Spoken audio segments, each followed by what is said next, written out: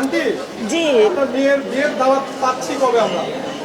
আলহামদুলিল্লাহ, আল্লাহ যেদিন আপনাদেরকে খাওয়ানোর হুকুম দিবে সেদিন দাওয়াত দিব। আজকের অ্যাওয়ার্ডটি আসলে আমার জন্য অনেক স্পেশাল বিকজ আমাকে দেয়া হয়েছে মাল্টি প্যাশনেট আর্টিস্ট হিসাবে। সো আমি আজকে অনেক বেশি খুশি এই কারণ শুধুমাত্র আমার অভিনয় বা শুধুমাত্র আমার নাচ এইটার কারণে আমাকে দেয়া হয়নি, মাল্টি প্যাশনেট আর্টিস্ট হিসেবে তারা আমাকে আখ্যায়িত করেছে। তার জন্য আমি অনেক কৃতজ্ঞ।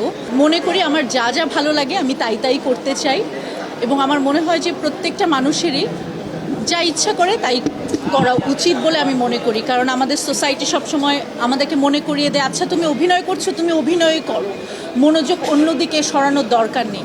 সো আমার মনে হয় ওয়াই নট, আপনি যদি ছবি আঁকতে পারেন আপনি কেন ছবি আঁকবেন না, বা আপনি যদি ফুটবল খেলতে চান আপনি কেন খেলবেন না। একটা মানুষ চাইলে ইচ্ছা করলে অনেক কিছুই করতে পারে। তার জন্য আজকের অ্যাওয়ার্ডটা আমার জন্য অনেক বেশি আনন্দ।